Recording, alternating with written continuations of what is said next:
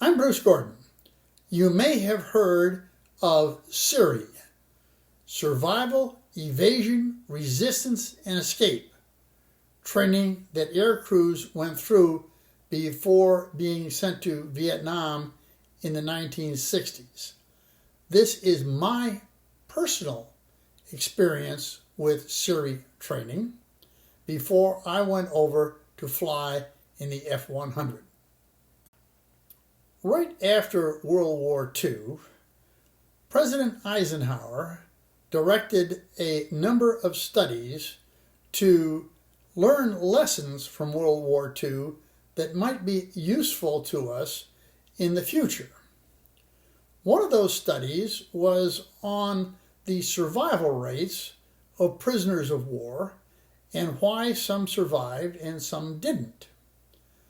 A major concern was that Air Force prisoners of war survived much better than the Army prisoners of war.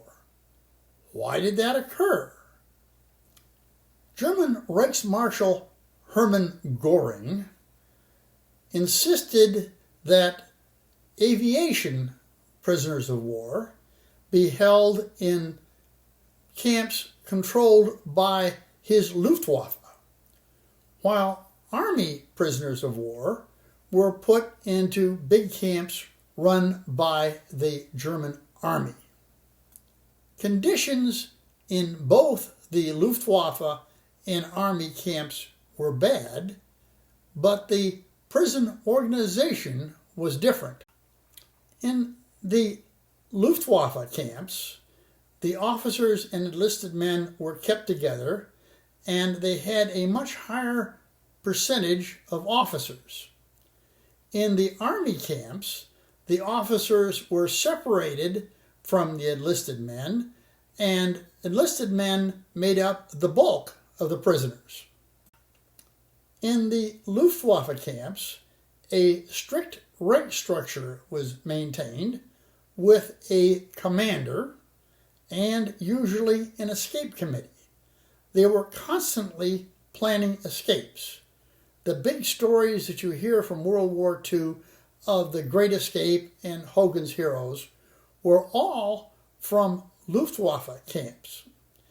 In the Army camps, the people lived more or less individually with maybe a buddy, and they died at a much higher rate than in the Luftwaffe camps.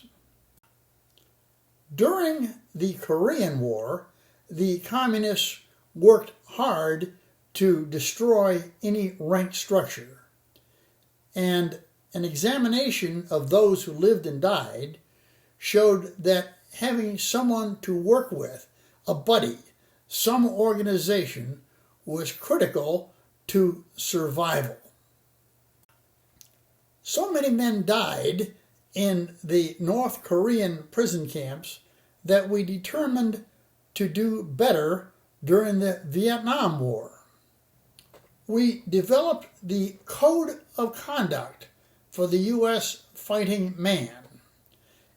It emphasized the maintenance of the rank structure and maintaining the struggle against the enemy. Let me quote from it. "If I am captured, I will continue to resist by all means available. I will make every effort to escape." Another quote, "If I become a prisoner of war, I will keep faith with my fellow prisoners. We're staying together. I will give no information or take part in any action which might be harmful to my comrades.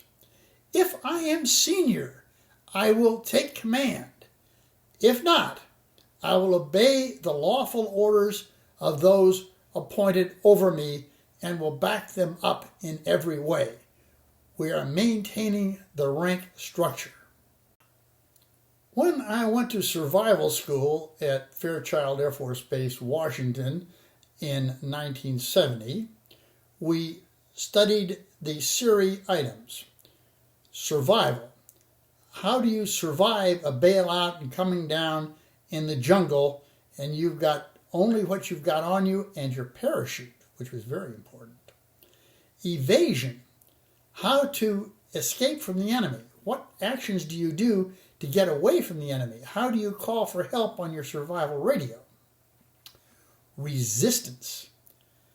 How do you resist interrogation? There are a number of different methods of resisting interrogation. You know what they need, and you've got infinite amounts of time. They don't. So these are ways that you can resist interrogation. And then finally, escape. In this story, I'll focus on my story of escape. We were briefed on what was going to happen. We would be dropped off in a field in the evening and go through this field, which was rigged with tripwires and flares, while a Jeep drove around with a machine gun shooting blanks over us. And at the end of this passing through the field and the flares, we ran into an area where we were officially captured. Once we were captured, they could then do things to us. They would put us into what they called stress positions, which were things that you did really to yourself that were to resemble torture. And yet doctors said these would not really give permanent damage to you. But I was put in stress positions until I had cold sweat running off my forehead from the pain. Finally, I did what they told me to do, and I went into the compound. If we had felt that we were really injured, we had a code word we could say, "I want the flight surgeon." And if you asked for the flight surgeon, they would get you a doctor. But if you didn't say flight surgeon, they would keep doing these to you. You were then put into solitary confinement where they beat on the door and you couldn't stand up or sit down, and this was painful. That was the way you spent the night. The next morning, we were put together and went into the large POW compound. Once we were in the compound, we quickly formed our rank structure and our escape committee. I was given 2 jobs, an overt job, which was what everyone could see, and a covert job, which very few people knew I had. The overt job was cook. I was supposed to cook for 100 men, maybe, in this compound. I was given a couple of sacks of rice and some tins of sardines and told to feed the group. So I went to work on that. There were some garbage cans that we cleaned out and we were able to use to cook the rice.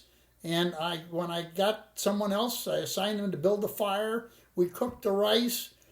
Actually, it turned out quite well. It went well, very well with the sardines, so we weren't too badly off there. My covert job was to plan a escape diversion committee so that when this escape was attempted, I would create a diversion to keep the enemy concerned about the diversion while somebody else was escaping somewhere else. I didn't know where the people were that were going to escape, but my job was to do something that would get the attention of all the guards. I knew that our guards in this training situation had seen lots of diversions. What was something that they would really believe? Well, this was at the end of the 1960s, and there were riots going on around the country, particularly race riots had caused fires in Los Angeles, and racial hatred was very high. I looked around among my fellow prisoners and looked at what I had to work with, and I had one white guy that looked just like a Hitler Youth, complete with a haircut and the whole works, and I had a black guy with a big afro hairdo. And I got them together and I said, look, you guys are the diversion. You will each pick your own teams, and during this prisoner of war situation, you will hate each other. You will curse each other. And when I give the word, you will attack each other, and your teams will join in the attack. They understood, and they went out to build their teams. The day went on with the guards doing many things to us, but my plan was working. The black guy and the white guy hated each other, and pretty soon there were groups that hated each other. And pretty soon someone came to me and said, "Start the diversion." I gave them the word, start the diversion, start the fight. They cursed each other, and we launched into a full-blown attack. I joined in the attack, and somebody hit me square in the nose, and my nose gushed blood. I know he was aiming at somebody else when he hit me, but I now had blood to work on. So I took my blood and I smeared it onto everybody else I could find. Our senior ranking officer, our commander, the highest ranking man, was the only one who knew what all was going on. He had been taken aside by our captors and was being interrogated separately. He later told me the call came in. There's a race riot going on in our compound. There's blood flowing. They turned to our commander and said, "This is a school solution." And the school solution was the code word that they really wanted to know the truth. And they said, "Is this real, or is this a diversion, part of your plan?" And he said, "This is a diversion, part of the plan." When this was all over, we were debriefed as a group. They told us that this was the first time in the history of the Fairchild POW situation that they had to call for a school solution to find out what the truth was about a diversion. They gave awards to my black guy and white guy who had done this so well and had created this hatred that showed up and made this such a successful diversion. They did not recognize the guy who thought it all up. But that's my story of escape and evasion.